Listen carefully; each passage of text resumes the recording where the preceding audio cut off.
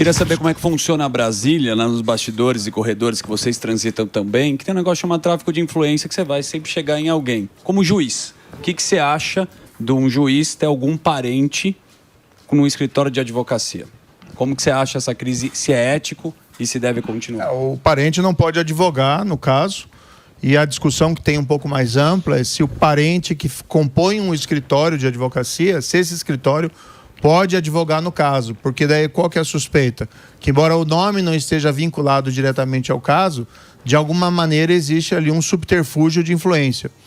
Me chamou muito a atenção esses tempos que um grande advogado aqui de São Paulo, inclusive deu uma entrevista na imprensa, ele falou, olha, hoje em dia a advocacia acabou, porque a advocacia, o direito, ele depende da previsibilidade.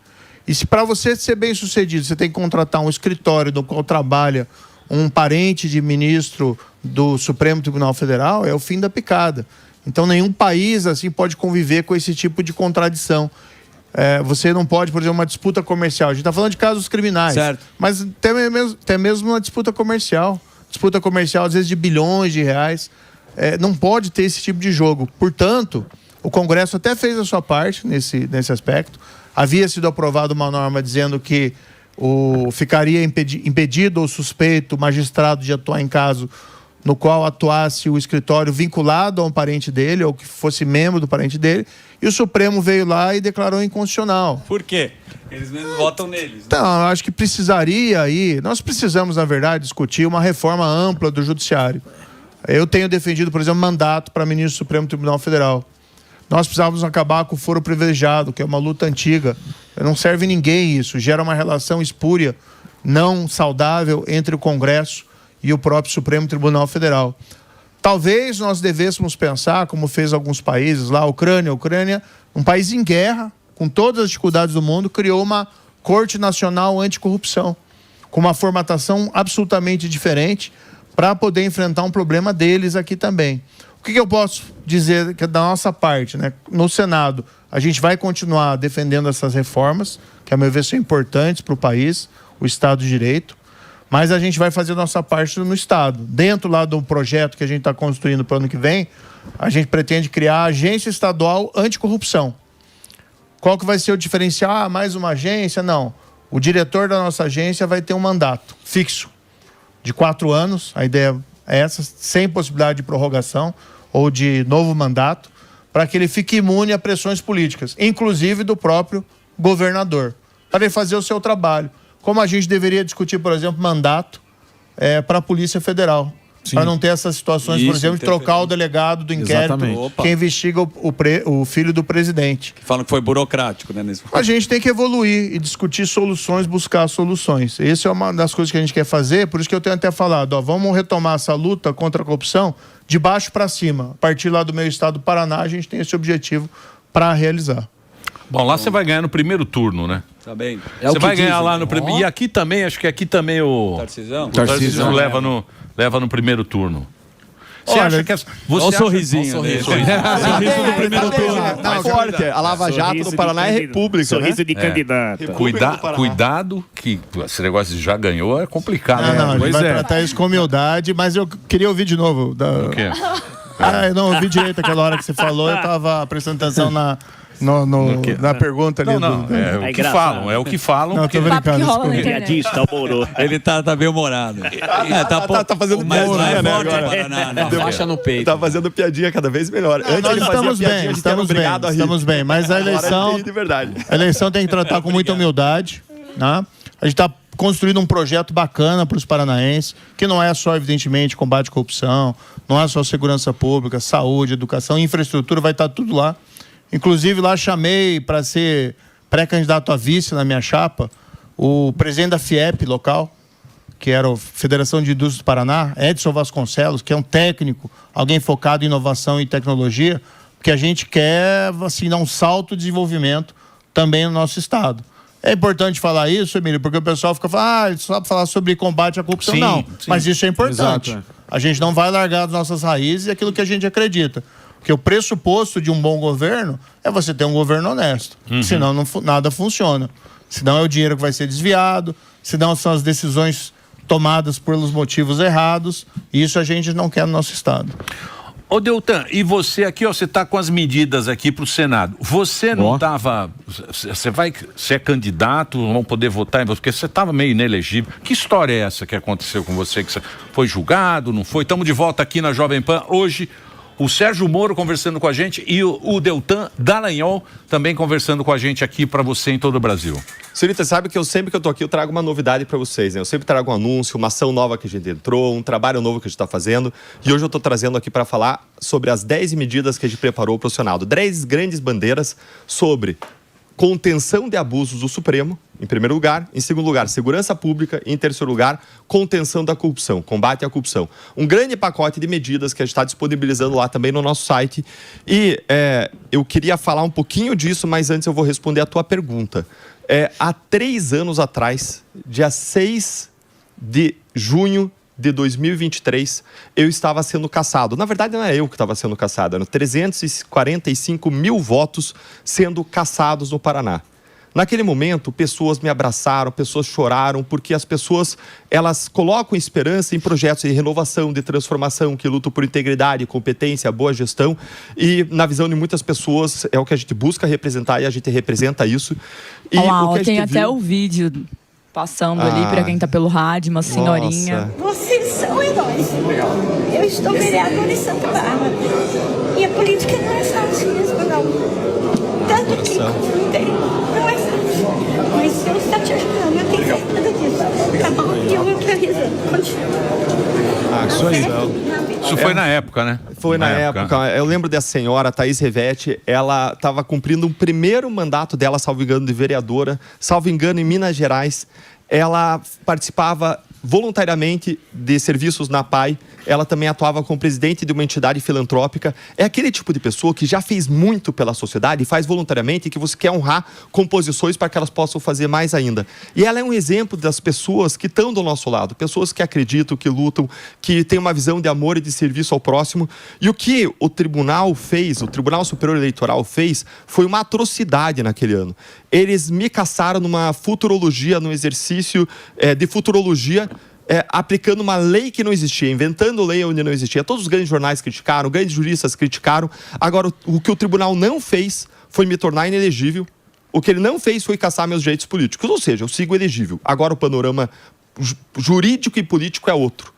Lá, naquele momento, eles invocaram lei que não existia sobre fatos que a gente nem discutiu. Então você não estava inelegível? Não, não estou inelegível e eu acredito, eu confio que a Justiça Eleitoral vai validar o nosso mandato para que a gente possa ir ao Senado. Não só pela nossa história, não só para a gente buscar ser o melhor soldado para a sociedade com a nossa história, experiência de combate ao crime organizado, que o Sérgio Moro tem também ao longo da vara, depois do Ministério da Justiça, que vai muito além da Lava Jato, pelo combate à corrupção, pela preparação em cima de políticas públicas sobre evidências, pelo mestrado em Harvard, pela experiência na Câmara dos Deputados em que eu fui colocado pelo ranking dos políticos como o melhor deputado naquele ano, naquele período que eu exerci, mas também para o que nós vamos fazer. E esse pacote de 10 medidas, ele traz um pacote de contenção de abuso do Supremo, com regras para facilitar ou tornar mais adequado o processo de impeachment para que não fique na mão de um presidente do Senado. Mas isso aqui é sonho, né? Isso aqui é sonho, são medidas que isso a gente quer implementar. Isso aqui é sonho. Acertar uma, a gente já fica feliz.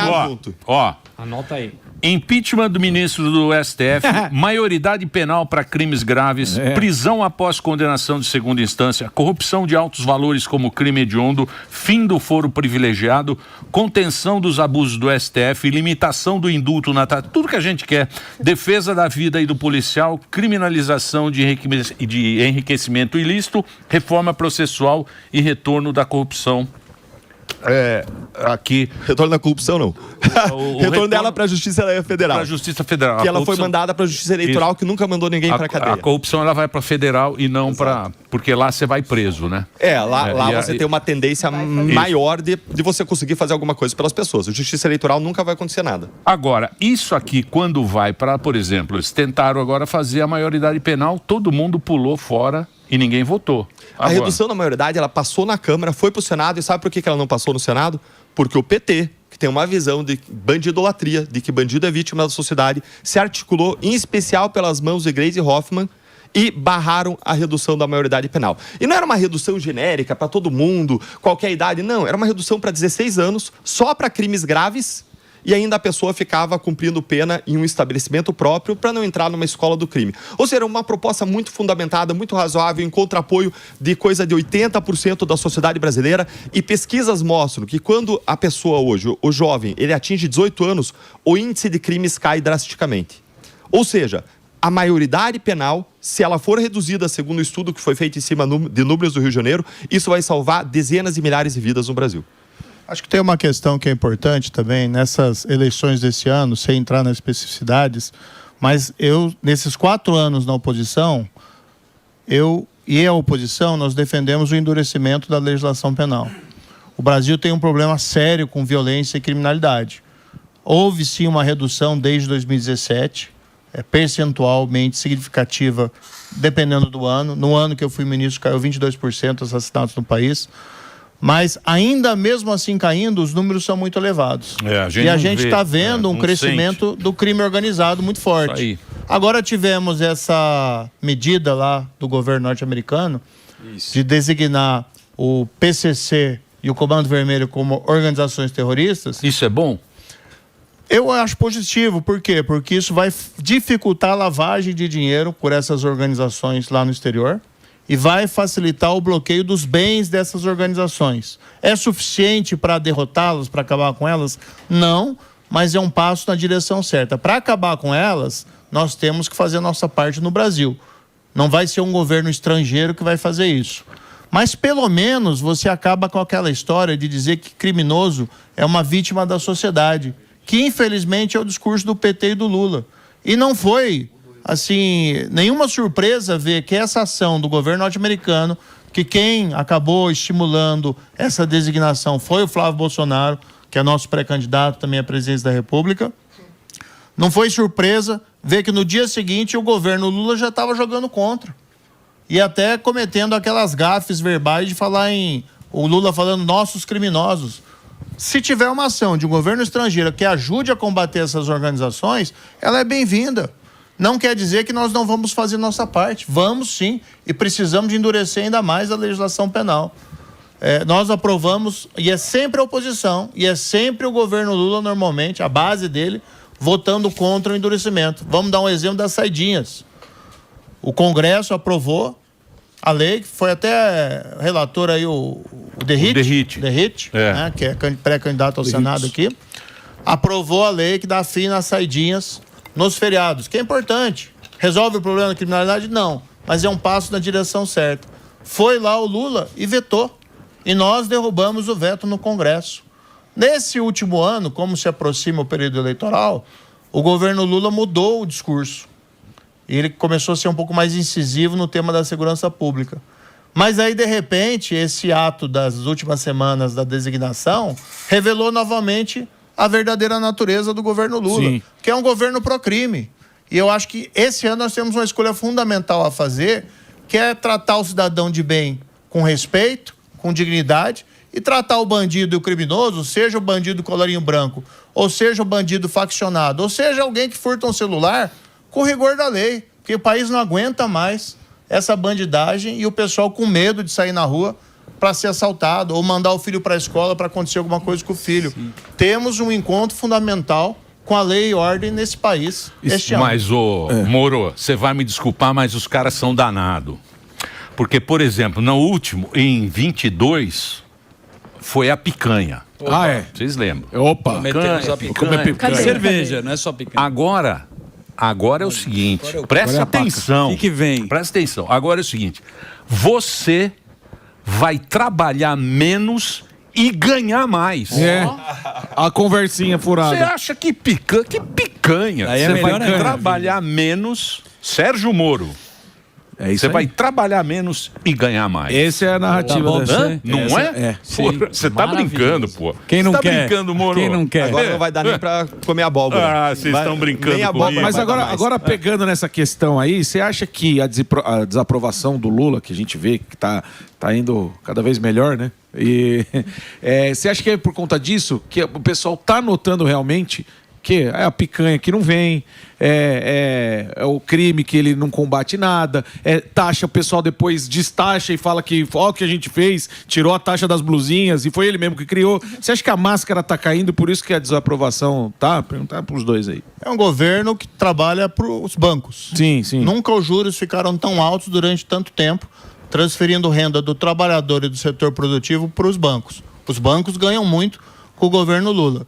E é o governo, infelizmente, esse último episódio retrata muito bem, que está mais se importando com o presidiário, sim, com o criminoso, do que o cidadão de bem. Por isso que a gente está apresentando lá, inclusive, lá no Paraná, né, o que nós temos aí como pré-candidato. O Deltan, que tem um discurso firme contra a criminalidade. Nós temos nosso outro membro da chapa, que é o deputado federal Felipe Barros, que foi também umas lideranças da oposição no governo Lula nesses últimos 4 anos. Ele é senador também, né, Felipe Barros? Ele é pré-candidato a senador. Veja, eu acho que a gente tem uma situação interessante aqui, Morgado, que é o seguinte: muita gente da oposição foi testado nesses últimos 4 anos, porque nós fomos perseguidos. Sim. Ele teve um mandato cassado. Exatamente. O Felipe Barros tentaram colocar no inquérito das fake news. Tentaram caçar o meu mandato também. Essa história por todos conhecido. Então a oposição, ela foi perseguida nos últimos 4 anos, mas continuou sendo oposição. Continuou votando contra o aumento de tributo, contra o aumento de impostos, continuou votando a favor da segurança pública, continuou obstaculizando que os planos desse governo atual, que a meu ver é desastroso, se realizassem em maior medida. Infelizmente, várias batalhas a gente perdeu. Sim. Porque eles têm maioria ainda no Congresso. Mas, por exemplo, recentemente, nós derrotamos o nome do Lula que foi indicado ao Supremo Tribunal Federal. Exatamente. A minha avaliação, como foi dito aqui, eu quero um Supremo independente. Eu não quero que seja indicado pessoas tão conectadas assim ao presidente da República, ao Lula. Seja o Lula ou qualquer outro, mas em especial em relação ao Lula, porque a pauta do Lula não é a pauta boa para o país. Então a gente defende, sim, é um ano crucial que a gente pode ter algo diferente no Congresso e no próprio aí Poder Executivo. Por isso que a gente trabalha aí para esse resultado. Você mandou bem na sabatina lá. Eu vi lá. Você acompanha a sabatina? Acompanhamos, estávamos ao vivo, mandou bem mesmo. E uma pergunta sobre Lava Jato, né? Com correlação com a lei das estatais. Muito boa mesmo. Assim. Ô Moro, você foi pra política, né? Você estava lá na Lava Jato. Pô, a gente acompanhou a história toda. O que foi ruim? O que você acha ruim da política, assim? O que você acha que... Porque, porra, você era juiz, você tá lá. Moral. Tem moral e tal. Foi pra lá, quase perdeu o mandato, foi lá. O que mudou, assim, E por que você continua com esse pensamento? Agora você vai ser governador, porra. Que é um cargo difícil, eu acho, né? Ter o executivo, ter que fazer obra, não sei o quê, tal, aquele monte de gente lá, aqueles fiscais, né, que a gente não sabe direito quem é o fiscal, o que o fiscal fazer fez. reunião, fiscal do fiscal. Reunião. É um inferno, porra. Emílio, eu nunca planejei, né? Eu era feliz como juiz, fui 22 anos juiz na profissão, mas eu entendi dar um passo diferente, fazer algo diferente. E a política, se a gente for pensar no sentido positivo, ela é uma honra para uma pessoa. Veja, eu sou senador, representando todo o estado e a população do Paraná. Então é um orgulho para a gente estar lá no Congresso. O que a gente tem que fazer é honrar esses votos que nós recebemos ali no passado. E a possibilidade de você fazer grandes realizações, né? De você não consegue fazer tudo, evidentemente, mas, poxa, a gente está construindo um projeto bacana para o nosso estado do Paraná. Como disse a Agência Estadual Anticorrupção, a gente quer fazer o Paraná o estado mais seguro do país. Vamos construir um presídio estadual de segurança máxima, que não tem no Paraná ainda, acho que isso é um absurdo, e vamos colocar lá os piores criminosos do estado e incutir medo em quem quer cometer crime Bukele, no estado do esquema Paraná. Bukele lá. Olha, nós temos uma taxa, saiu esses dias o Atlas da Violência, 18,6 assassinatos por 100 mil habitantes. É o pior indicador da região sul. Claro que o Paraná é muito melhor do que Ceará, do que a Bahia, do que Rio de Janeiro nesse quesito. Mas nós queremos nos comparar também com os melhores. Mas não é só isso, nós queremos ter as melhores estradas. Hoje nós invejamos as estradas do estado de São Paulo.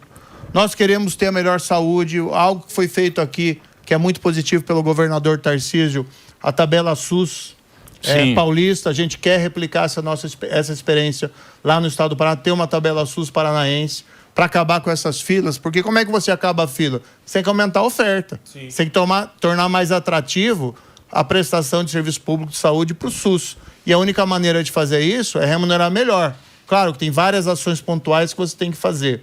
Mas existe uma gama de possibilidades tremenda para servir a população. Na política, Emílio, eu conheci lá tanto o pior como o melhor. Tem muita gente boa na política. Mas a gente não pode também vulgarizar e dizer que ninguém presta. A minha esposa está lá também, a deputada federal Rosângela Moro. Tem gente que, de fato, teve o mandato roubado, como o Deltan. Mas tem muitas outras pessoas, as dezenas, as centenas, que fazem um bom trabalho. O que a gente tem que trabalhar é para quê? Para que essas pessoas predominem. E aquela ideia do que o político tem que trabalhar para o bem comum, o governante tem que trabalhar para o bem comum, se torne realidade. E não trabalhar para o interesse próprio, para o interesse especial, que no fundo acaba sendo a vala comum. Agora, se você perdeu, se você sofreu uma derrota, é hora de você se levantar e seguir adiante. A gente não pode desistir do nosso país. A gente não pode desistir daquilo que a gente acredita. Então, a política, apesar dos pesares, acaba sendo também um exercício de ação gratificante para aqueles que acredito que posso dizer como eu, mas tem vários outros que acreditam nessa velha ideia de que governar é governar para o bem do povo e não governar em bem próprio. Você sabe que na época da Lava Jato a gente acreditava nisso, falava, não, agora vai. Agora vai, porque a gente nunca tinha visto aquilo, né? No Brasil, branco nunca tinha visto aquele negócio. Falou, não, agora, olha aí, ó. Olha onde a gente foi. Onde a gente foi parar. Terminou no Vorcaro, bicho. Porra. Vorcarão lá, dando festa. Porra. Veja só, Emílio, o pessoal às vezes me pergunta, o que eu mais ouço lá, no Paraná, quando a gente circula, mas no Brasil inteiro. Puxa, mas tô decepcionado, tô desapontado, Lula presidente e tal. Eu dou um exemplo, meu amigo, veja só. Eu era juiz do processo no qual o Lula foi preso. E a gente sentiu que aquele momento era um momento de realização da justiça. Certo. E com essa reviravolta política, com essa inversão profunda de valores que a gente tem no nosso país, o Lula voltou a ser presidente. E com isso o país pegou um caminho errado, dos juros altos, da inflação no supermercado lá em cima, da defesa de criminosos. O governo brasileiro ser contra designar Comando Vermelho e PCC como organização terrorista, como se isso fosse algo ruim para o país. Soberania. É uma vergonha. Essa é a maior profunda inversão de valores que nós vivemos. Mas quando o pessoal me fala isso, eu digo para eles, olha, eu fui juiz daquele processo e eu vi as coisas se inverterem. Mas se eu estou aqui e continuo acreditando, vamos junto, vamos tentar trabalhar para mudar melhorar as coisas. O país. Exatamente. E teve algo que ninguém tira. Não só o dinheiro que foi recuperado, não só o tempo de prisão de algumas pessoas que responderam pelos seus crimes, ainda que temporariamente, mas o que ninguém tira da gente é o diagnóstico. Hoje tem um diagnóstico da grande corrupção brasileira. A gente cortou a cabeça de um monstro, agora tem duas. Você tem o Master, você tem o INSS, mas a gente sabe como as coisas funcionam. E você perguntou pro Moro como que ele se sente, o que ele vê de pior na política. O que eu vejo de pior, Emílio, é o fato de que existe um grande índice de corrupção na política. Hoje ninguém mais é ingênuo, todo mundo percebe isso, é visível e existe hoje também no esquema das emendas parlamentares o dinheiro que as pessoas levam, os políticos levam, um deputado federal leva mais de 130 milhões de reais para o seu estado e o que a gente escuta é que é desviado entre 10% e 30% desse valor para o bolso dos parlamentares. Mas, mais ainda do que isso, a gente tem uma dificuldade para renovação política. Ao longo desses anos todos eu tenho trabalhado com renovação política, com levantar lideranças e é difícil por quê? É difícil porque essa pessoa que desvia dinheiro, pense um parlamentar que leva 130 milhões e desvia 20%. Você tem aí 26 milhões de reais. Qual que é o teto de uma campanha para deputado federal hoje no Paraná? É 3, 4 milhões. Essa pessoa que desviou 23, ele vai colocar por fora na campanha eleitoral 4, 5, 6 milhões para perpetuar o seu poder. Então, alguém que está entrando de fora luta contra um cara que tem uma montanha de dinheiro por fora. Se ele já é deputado ou senador, ele tem todo um time de comunicação trabalhando para ele, ele tem visibilidade, ele pode indicar cargos no estado de pessoas que vão trabalhar para ele. Quando ele leva as emendas parlamentares, fora a possibilidade de desvio, ele combina com o prefeito, vou levar para cá, mas você vai lutar por voto para mim. Essa é a prática. Então, é muito difícil você levantar novas lideranças. O jogo é complicado, né? Isso, o jogo é complicado. O jogo é difícil. Eu me sinto, a gente tendo flashback quando você lê essas medidas, Porque isso aqui, a gente sabia, a grande parte delas estavam nas 10 medidas contra a corrupção lá de 2016, que a gente coletou 2 milhões de assinaturas. E por que não vai para frente? Não vai para frente porque o nosso sistema político é podre, porque está cheio de gente ruim e porque, como o Sérgio falou, a gente tem que aumentar o percentual de pessoas boas. Tem pessoas boas, tive o privilégio de conhecer várias que eu me surpreendi no parlamento, mas tem que aumentar a quantidade de pessoas boas para elas serem maiorias. A hora que isso acontecer, a gente não vai precisar ficar discutindo isso aqui, porque isso aqui é medida óbvia. Fim do foro privilegiado, prisão em segunda instância, criminalizar o enriquecimento ilícito, ou seja, se o cara tem mais dinheiro do que deveria ter como agente público, o cara tem que responder por isso, tem que ir para cadeia. Quando a gente fala redução da maioridade penal, impeachment de ministro que abusa, limitação de indulto natalino, Lula e Dilma davam indulto natalino de mais de 80% da pena de perdão para assassino, para corrupto. Como quando a gente fala que eles têm uma visão de bandidolatria, de que o bandido é vítima, isso é verdade. Eu me sinto como aquele marido que faz uma série de promessas para a mulher e depois trai ela como amante, ou a esposa que faz uma série de promessas e depois trai com o amante. Eu vejo o Lula, alguém que fez uma série de promessas para o brasileiro de bem e hoje está traindo com o amante, que é o crime organizado. É o criminoso, que eles dão indulto, que eles desmedido, que eles são contra a redução da maioridade penal, que eles são contra a categorização como terroristas. Não é à toa que quando o Lula é eleito, você tem um monte de vídeo de bandido comemorando em penitenciária. Isso não é coincidência, isso é um plano, isso é uma visão, é um alinhamento de visão. Eles veem o capitalismo como opressor, vê esses bandidos como vítimas desse sistema opressor, e uma vítima você não manda pra cadeia, uma vítima você protege. Essa é a raiz da visão. Exato. Mas você não viu a juíza lá que deu pra mulher lá, como é que ela chama mesmo? Sim. Monique, a juíza Elizabeth Moura. É importante falar o nome. Você não viu? Coisa triste.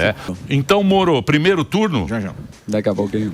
As pesquisas estão boas. Primeiro turno, A gente vai tratar com humildade esse assunto e fazer a nossa parte. A gente tem circulado bastante, conversado com as pessoas, ouvido o que elas têm. E a gente tem um sonho para o estado do Paraná. Eu tenho falado muito, Emílio, vamos fazer do Paraná a nossa fortaleza. Se Brasília se perdeu, se Brasília virou uma moderna Sodoma e Gomorra, e hoje a gente se preocupa até com as nossas liberdades básicas, a questão da liberdade de expressão.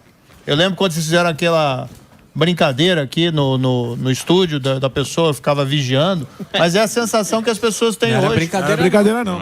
Não, sim, mas era brincadeira para ilustrar o drama, né? Sim. Mas hoje as pessoas têm medo de falar o que pensam. As pessoas até... Se alguém me falasse que em 10 anos a gente tem que defender a liberdade de expressão no Brasil, eu não acreditaria. Mas hoje até isso a gente tem que discutir, porque as pessoas não querem ouvir a verdade sobre o governo, a verdade sobre o que acontece no nosso país. Então, lá no Paraná vai ser uma fortaleza das nossas liberdades, das nossas garantias, liberdade, direito de propriedade, segurança jurídica, segurança pública, combate à corrupção. Porque a gente também tem nossos problemas. A gente teve lá, por exemplo, um ex-presidente da Assembleia Legislativa, Ademar Traiano, que hoje é deputado estadual, presidente da CCJ, que confessou recebimento de suborno e até hoje está exercendo seu mandato. E hoje é presidente da CCJ. Então, a gente também tem os nossos problemas que a gente quer resolver e a gente não vai jogar para debaixo do tapete. Mas, acima de tudo, a gente tem esse projeto de excelência. Queremos estradas que nem de São Paulo. Nós queremos segurança melhor do país. Eu ia falar igual de Santa Catarina, que tem o melhor indicador, mas, na verdade, a gente quer ser melhor do que Santa Catarina nesse quesito. E a gente quer preparar o Paraná para o século XXI. E, para isso, a gente precisa de inovação e tecnologia, porque a economia do futuro é a economia da informação.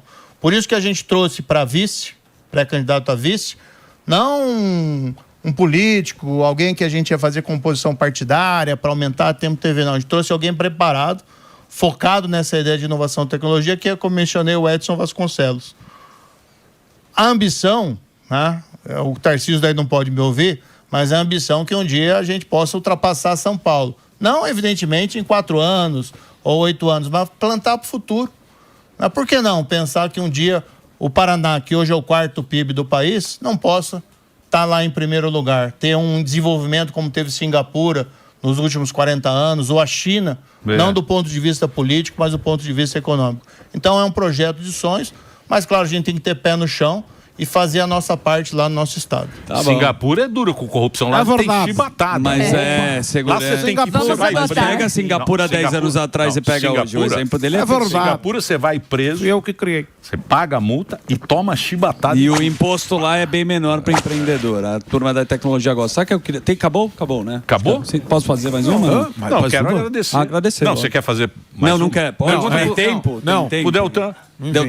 Jess, faz a pergunta. Você que é a nossa convidada. Posso, desculpa. Minha pergunta para os dois é o seguinte: você já correu para a corrida presidencial e foi chamado de sapatênis, era a terceira via. Nós temos uma terceira via. É melhor uma terceira via ou correr com o Flávio Bolsonaro para a direita? Qual a opinião de vocês? Eu acho que é mais fácil você começar que eu sou do PL, você fala quem quiser. Ele é do PL. Não importa. A gente quer saber o futuro da direita. Eu vejo o Flávio Bolsonaro como o único pré-candidato à presidência em condições de derrotar o Lula. É um projeto de direita, é um projeto que acredita em menos imposto, que acredita em família, que acredita nos nossos valores de liberdade religiosos. Esse caminho que a gente está construindo, isso que a gente está defendendo no nosso estado do Paraná. Tem pessoas boas ali, eu creio que está postulando ser uma terceira via, mas eu não vejo elas com condições de derrotar o governo do PT. E eu acho que é essencial para o país, para a gente virar essa página, a gente seguir esse caminho. Agora, não fiquemos desatentos às eleições estaduais, para os governos, e aí eu falo também em interesse próprio, mas pensemos também no Congresso.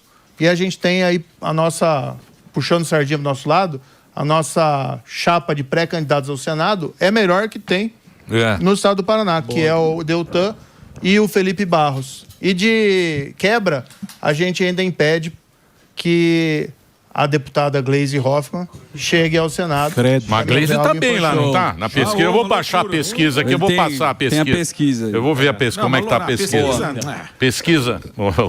Participação agora não, meu filho. Fala, Deltan. Eu vejo que no Brasil hoje a gente tem, eu não diria 3 vias, eu diria 2 vias. Eu vejo uma esquerda e eu vejo uma direita mais identitária e uma direita mais pragmática, estando na pragmática um Zema, um Caiado. E é verdade. Agora, eu concordo com o Moro, eu vejo viabilidade no bolsonarismo contra o lulismo. Essa é a guerra que vai estar em última análise. Eu hoje pertenço ao Partido Novo, que defende honestidade, competência, boa gestão, e a ideia do Novo é estar junto no segundo turno, ou se não até já no primeiro turno, junto com o Flávio Bolsonaro, para derrotar Lula e o PT e afastar. Antes o Morgado tinha perguntado qual o problema do PT. Sim. Morgado, o problema é triplo. O problema é crise moral, corrupção, desvio de dinheiro público. O segundo problema, crise econômica, crise fiscal, gasta mais do que deve, juros sobem lá em cima. Não tem dinheiro, agora não vai ter dinheiro, segundo as projeções de 2027, já para serviços básicos, educação, saúde. Em terceiro lugar, crise de segurança pública, a gente falou bastante sobre isso aqui. E a gente precisa atentar que não só a gente precisa eleger um bom presidente, a gente falou antes, as vagas do Supremo são essenciais, é a eleição das nossas vidas, mas a gente precisa colocar no Senado Federal quem dê amparo para esse presidente, não só no sentido de governabilidade, mas quem seja capaz de frear os abusos do Supremo. Por isso a gente precisa de uma grande articulação da direita, não só para o Plano Nacional de Presidência da República, mas também para o Senado Federal, para a gente ter uma maioria de senadores, para a gente devolver para o Brasil o equilíbrio entre poderes, freios e contrapesos que façam o nosso sistema funcional. Show. Colocar todo mundo debaixo da lei. Ficar uma coisa normal, né? Voltar à normalidade. Exatamente. Amém. Obrigado, Deltan. Obrigado, Moro.